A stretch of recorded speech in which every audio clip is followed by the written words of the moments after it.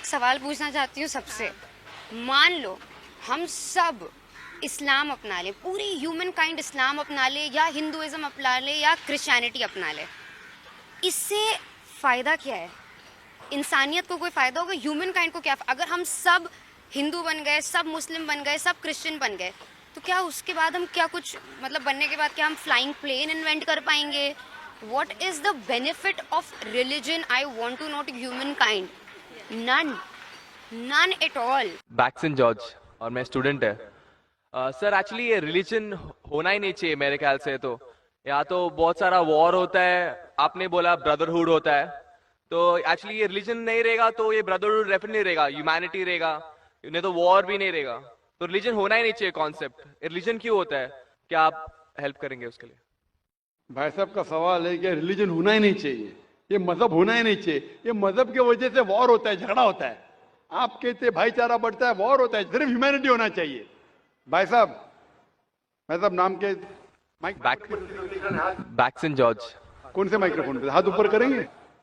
George بولیے سر. پیچھے والے مائکرو فون.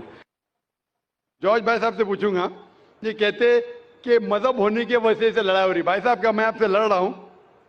بھائی صاحب نہیں نہیں کیا میں آپ سے جھگڑ رہا ہوں؟ نہیں سر. ہاں کہ نہیں؟ نہیں سر. آپ سمجھتے ہیں میں مذہبی ہوں؟ ہاں سر. ہوں نا؟ تو میں کیا آپ سے لڑ رہا ہوں؟ جو صحیح مذہب کو جانتا ہے, سچا مسلمان ہے, وہ عام طور پہ جھگڑا نہیں کرے گا.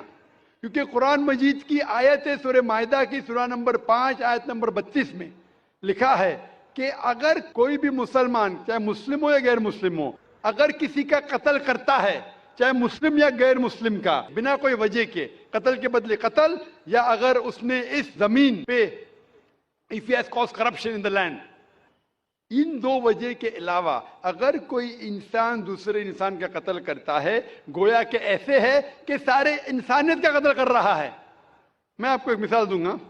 جب میں نے لیکچر دیا تھا ٹیررزم مسلم مونوپولی, تو اکثر جیسا ہمارا سیشن ہوتا ہے کہ غیر مسلم کو پہلے چانس دیا جاتا ہے, تو جب میں کہہ رہا تھا اسلام کے بارے میں, اسلام کی کیا رائے ہے دہشت گردی کے بارے میں, جہاد کے بارے میں, تقریر کے دوران میں مثال دے رہا تھا کہ مسلمان ٹیررسٹ نہیں ہوتے اکثر, اور اسلام مذہب ٹیررزم کے خلاف ہے, دہشت کے خلاف ہے.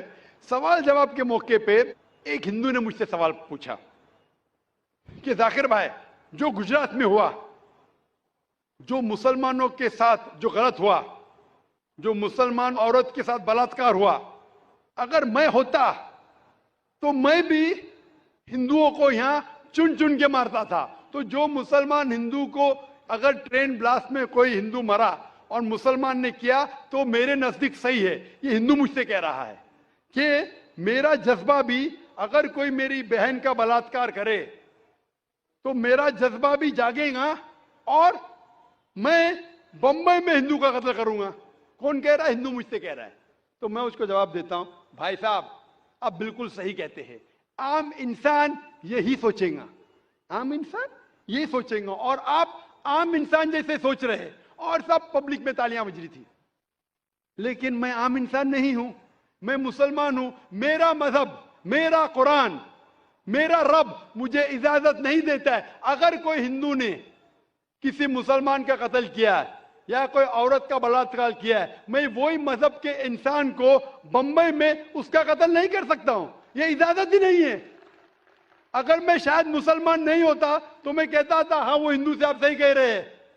میرا مذہب مجھے اجازت دیتا ہی نہیں. یہ آپ کی انسانیت ہے جو کہہ رہی ہے. مسلمان ہونے کے لیے انسان ہونا فرض ہے, لیکن اسلام انسانیت سے اونچا ہے.